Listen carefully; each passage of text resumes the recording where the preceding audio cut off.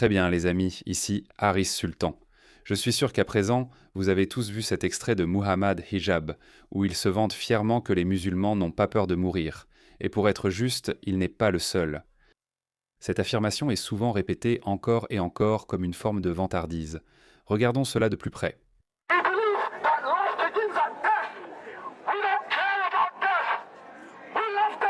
Nous allons vérifier cette affirmation dans cette vidéo. Aiment-ils vraiment la mort ou est-ce juste pour remonter le moral de leur peuple? Parce qu'il faut bien l'admettre, depuis 200 ans, ces gars-là se font écraser, surtout par l'Occident. Pour renforcer mon argument, laissez-moi vous montrer un autre extrait de Muhammad Hijab, où il dit que quelqu'un qui est prêt à mourir pour une cause a un avantage. Écoutez bien.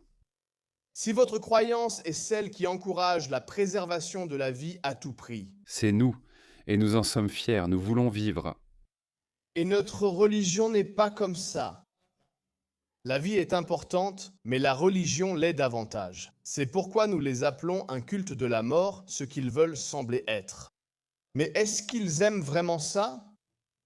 Et il y a un concept de martyr. Je considérerais cela comme un avantage, franchement. Parce que comme l'a dit Robert Greene, Il se cache derrière un philosophe, mais on comprend son intention. celui prêt à se suicider à l'initiative. Je ne dis pas de le faire. N'importe qui. Je l'ai amené ici comme ça. On t'a aussi amené là-bas. Je ne parle pas d'une mission suicide, mon frère. Je dis juste au figuré que c'est celui prêt à aller plus loin. Qu'est-ce que tu veux dire par au sens figuré? Comment tu peux aller plus loin au sens figuré? Donc en gros, il dit que, c'est comme les kamikazes, on les appelle les moujahidines, des musulmans prêts à mourir pour une cause, pour préserver leur religion, ils ont un statut plus élevé dans l'islam. Et c'est tellement vrai.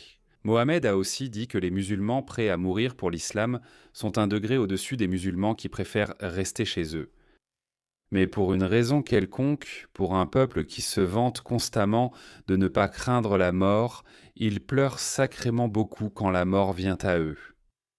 N'est-ce pas incroyable? Je vais prouver que les musulmans ne veulent pas mourir. C'est juste des gens comme Muhammad Hijab et ses imams, ses prêcheurs, qui rappellent constamment à leur population musulmane qu'ils devraient être prêts à mourir pour l'islam, même s'ils restent assis chez eux à Londres. Ils manipulent constamment leur propre peuple en leur disant qu'ils devraient être prêts à mourir.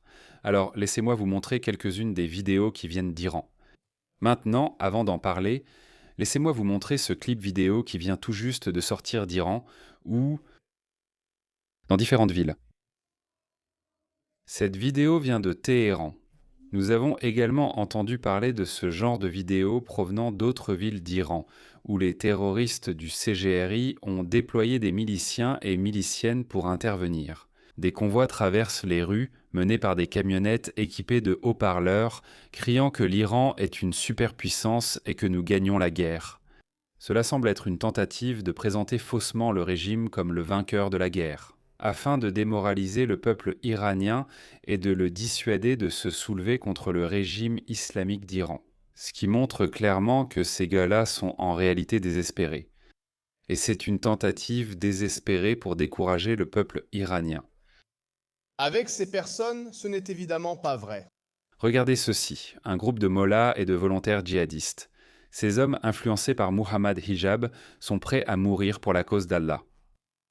Et regardez les photos de ces deux ayatollahs. Maintenant, ces personnes sont assises et planifient la destruction de l'Amérique et de l'Occident. Mais ce ne sont pas eux qui vont être bombardés, ils vont survivre, ce qui est une bonne chose parce qu'on peut voir ce clip vidéo et on peut voir à quel point ils ont peur de mourir. Regardez, absolument terrifiés, ils courent se mettre à l'abri. Regardez-les, voici une autre vidéo d'une installation bombardée. Regardez-les courir. Ici, on ne les voit pas courir à cause d'une coupure de courant. Regardez-les.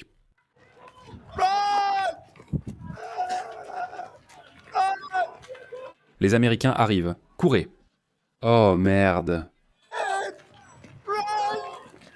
Restez avec le régime. Nous méritons nos vies.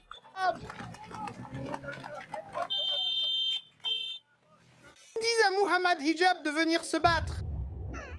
Oh quoi? Qu'est-ce qui s'est passé là-bas? Je n'ai même pas vu aussi loin.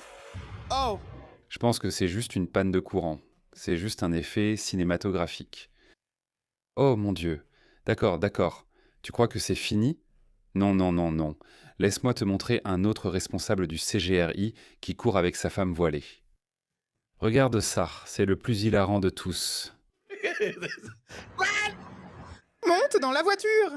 Dans la voiture. Il s'enfuit avec... Bouh, dégage d'ici!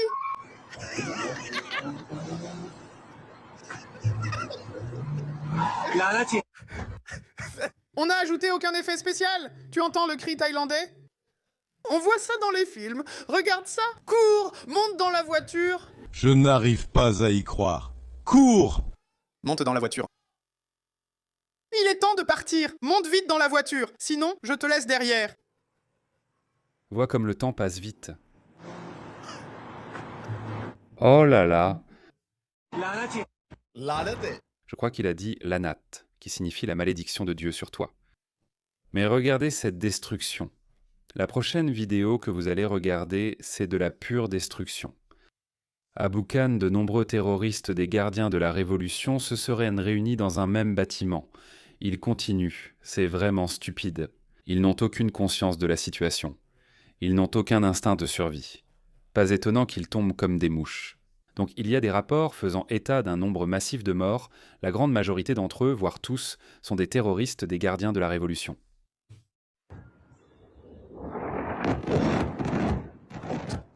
Ils sont tous cuits. Complètement cuits. Fini, position. Les gens sont heureux. Je crois qu'ils se protègent au cas d'une onde de choc. Si vous voyez une grosse bombe exploser, cachez-vous derrière quelque chose.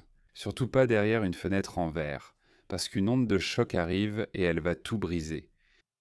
Alors, que se passe-t-il? Jusqu'où doit-on descendre dans la hiérarchie? Écoutez le président Trump. Et avant de commencer, je pense que je vais dire quelques mots sur ce qui se passe concernant notre opération dans le pays d'Iran. Vous savez comment nous nous moquions de Vladimir Poutine en appelant sa guerre l'opération militaire spéciale? L'Amérique appelle aussi cela une opération spéciale, d'une certaine manière parce que pour déclarer une guerre, il faut obtenir l'approbation du Congrès. Mais évidemment, le président Trump, pour une raison quelconque, ne l'a pas fait. Je ne sais pas pourquoi il ne l'a pas fait. L'armée des États-Unis, avec ses formidables partenaires israéliens, continue de démolir totalement l'ennemi bien plus rapidement que prévu et à des niveaux que les gens n'ont jamais vus auparavant en réalité. Nous détruisons de plus en plus de missiles et de capacités de drones de l'Iran à chaque heure, les neutralisant comme personne ne pensait que c'était possible. Dès qu'ils lancent un missile, en moins de 4 minutes, le lanceur est touché. Ils ne comprennent pas ce qui se passe, mais nous avons la meilleure armée du monde. Leur marine n'existe plus. 24 navires en 3 jours, ça fait beaucoup de navires. Leurs armes antiaériennes n'existent plus. Donc, ils n'ont plus de force aérienne, ils n'ont plus de défense aérienne. Leurs avions ont disparu. Leurs communications sont coupées. Les missiles sont détruits, les lanceurs sont détruits. Environ 60% et 64% respectivement. Sinon, ils gèrent bien et demandent que reste-t-il. Mais ils sont coriaces et veulent se battre. Et ils appellent, ils disent, comment on fait un accord? J'ai dit, vous êtes un peu en retard. Nous voulons nous battre encore plus qu'eux. Nous avons eu 47 ans selon la façon dont on compte, mais 47 ans d'horreur avec ce groupe. Et vous savez, quand vous voyez quelqu'un marcher dans la rue sans ses jambes, sans ses bras, dont le visage est tellement abîmé et blessé, cela venait principalement à 95% de Soleimani et de l'Iran. Et nous, les autres présidents, ont vécu avec ça. Moi, je n'ai pas vécu avec ça. Et donc, nos gens font un excellent travail. Alors écoutez, le président Trump doit dire ces choses. Donc encore une fois, nous devons rester optimistes. J'ai évidemment choisi un camp. Je sais que je suis du côté des États-Unis et d'Israël et du côté du peuple iranien. Je méprise ce régime, mais je déteste aussi les gens qui soutiennent ce régime. Par exemple, hier, je vous ai montré un extrait de Cenk Uygur qui admirait Khamenei pour son courage et sa bravoure à ne pas capituler devant Israël comme Donald Trump ou les dirigeants américains l'ont fait. C'est ce que disent ceux atteints du syndrome de dérangement envers Israël. Regardez la nature pathétique de ce régime. Ce voyou du CGRI dit que toute personne sur le sol iranien qui laisse échapper un son de sa gorge montrant de l'hostilité envers le régime, un ordre de tirer sur elle a déjà été donné. Regardez la différence. Combien de personnes aux États-Unis, combien de personnes au Royaume-Uni, en Australie et dans les pays occidentaux scandent ouvertement contre les États-Unis et en faveur du régime. Et nous ne pouvons même pas les arrêter. Nous ne pouvons même pas leur donner l'ordre de circuler. Ils font ça devant nous. Je vous ai montré dans mon autre vidéo comment ils harcèlent les Iraniens anti-régime dans les rues de Manchester à cheval. N'écoute pas cette vidéo, c'est un Iranien, je pense. Donc c'est essentiellement ce qu'il a dit. J'ai déjà traduit. Toute personne qui dit quelque chose contre le régime, on va lui tirer dessus. Et le peuple iranien, vous devez mettre des sous-titres ou les doubler avec l'IA. Vous devez faire plus si vous voulez que le reste du monde comprenne ce qui se passe. Une dernière vidéo. Ceci vient d'un soldat du CGRI. Il dit qu'il n'y a plus aucun ordre, c'est le chaos total. Et chacun fait ce qu'il veut. Cela correspond aux affirmations d'Arajiti, le seul responsable du régime que vous avez peut-être vu, selon lesquelles le pouvoir a été décentralisé. The Economist rapporte également qu'il y a des signes de défection. Donc cet officier du CGRI dit que chacun agit pour soi. Il n'y a plus de commandement central. Écoutez. Depuis que Khamenei y mourt, toutes nos casernes ont été frappées par les missiles américains et israéliens. C'est devenu chacun pour soi, tous nos commandants ont pris la fuite et se sont cachés dans des trous à rats. Oui, ils ont peur de la mort. Regardez ça. Tous nos commandants ont fui et ils se cachent. C'est très simple. Meurs. Meurs, tout simplement. Si tu t'opposes au peuple iranien et à la puissance militaire des États-Unis et d'Israël, tu vas mourir. Le régime pourrait survivre et continuer à les remplacer. Mais toi, en tant qu'individu, il y a de fortes chances que tu meurs. C'est la réalité ultime, c'est pourquoi ils quittent leur poste. Pour qu'ils puissent se mettre auprès de leur famille. Pour que, si une nouvelle manifestation a lieu, ils puissent, aux côtés de leurs frères et de leur famille, empêcher le massacre du régime de la République islamique. Voilà, donc ces commandants et ces soldats s'enfuient simplement pour pouvoir être avec leur famille. Je pense qu'il en fait partie. C'est lui, un de ces gars-là. Il s'enfuit. Tu vois, il est en uniforme et il s'enfuit avec sa femme ou sa sœur. Je ne sais pas qui c'est, mais voilà, c'est tout simplement futile. C'est tout simplement futile d'être seul ou de continuer à faire ton truc de régime islamique. Ça n'a tout simplement aucun sens parce que le régime pourrait survivre, mais tes chances de survie sont quasi nulles. Espérons que cette guerre finisse vite pour éviter d'autres pertes et que le peuple iranien maîtrise son destin.